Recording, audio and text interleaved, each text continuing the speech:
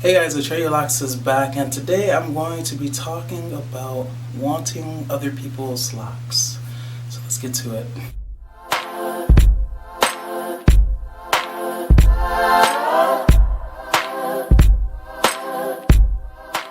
Okay, so I was thinking that, wow, like we're in 2016, and more than ever, there are just an abundance of people that are desiring to look like other people.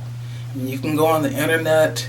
If you look up Odell Beckham Jr. tutorial haircut, how to get the Odell Beckham Jr. hairstyle, you literally see hundreds of thousands of views on those videos. And you see online or on TV, on the news, women who put their pride and joy in looking like people like Kim Kardashian or Angelina Jolie. You have women who go to the extreme of getting repeated cosmetic surgeries just to make themselves look more like superstars. And it has to make you wonder, like, why? Why are these people going to such extremes to look like other people? What does that communicate?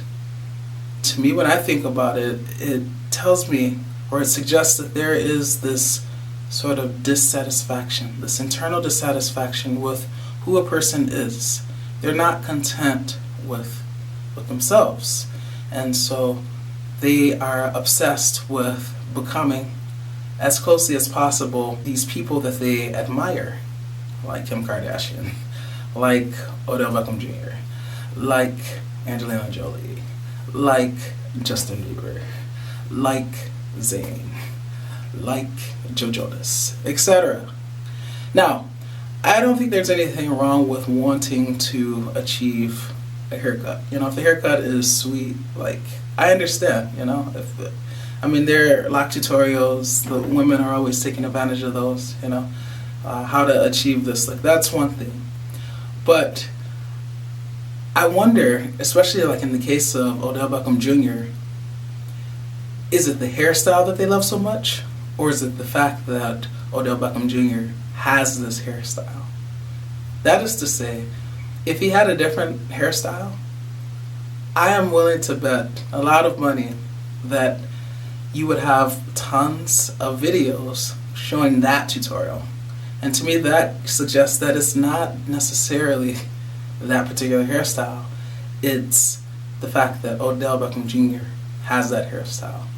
There almost seems to be like this obsession with becoming these other people, these people that are untouchable by us normal folks, right? There is this desire to be these people and to embody them in whatever way we can, even down to the most shallow of ways, being the hairstyle. Now, it's pretty ironic because having locks, like being on a lock journey, that's one of the most unique producing hairstyles, if you see it as such, right? If you see it as more than a hairstyle but a way of life, it also has the ability to breed this individuality and this uniqueness, because everyone's lock journey is very different. And so it's ironic that even when on a lock journey, you still have people, we're still guilty of wanting our locks to look exactly like other people's locks. I think that's dangerous, and I think it means that we need to love ourselves more. I am guilty of loving other people's locks too. I'll give you an example. Lauryn Hill, first of all, Lauryn Hill, I love Lauryn Hill. She's just amazing. She's an amazing actor, she's an amazing singer, and she had an amazing set of locks. I loved her locks because they were like wild yet tame, full looking. You know, her locks, it was like her locks had each individual lock had its own personality, and it was like doing its thing, not following the crowd of the other locks, you know, just going its own way. And she totally like rocked that style, and it was just amazing. You know, I absolutely love her locks. I adore her locks. But at the same time, I'm not trying to get her set of locks on my head, you know? I'm curious to see what my locks are going to do, how my locks are going to develop. With all these people that we look up to, that we admire, whether it's a singer, musician, an artist, doctors, whatever, we only end up seeing the end result, right? We only see that actor in this amazing movie. We only see them once they've arrived, once they're doing their thing. Because at that point, that's where they're in a position to be seen. But we don't see the behind the scenes stuff. We don't see the journey that they took to get there. And the same is true for when you're on a hair journey. I didn't see the earlier, you get snippets of pictures of people while they're in their journey, but you don't know the behind the scenes stuff. All that stuff that happens in your own journey. We don't have access to that. All we see is the end result. And we become enamored by that. And there's nothing wrong with that.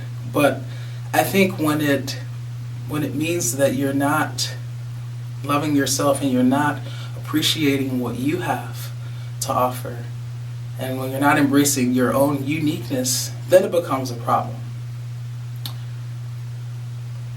I think it's important to be yourself. And yeah, you might be thinking, another platitude, that's so cliche, but in my opinion, it seems like it's not cliche enough because people have not really absorbed that. There's still a need for the be yourself statement to be made. So be yourself.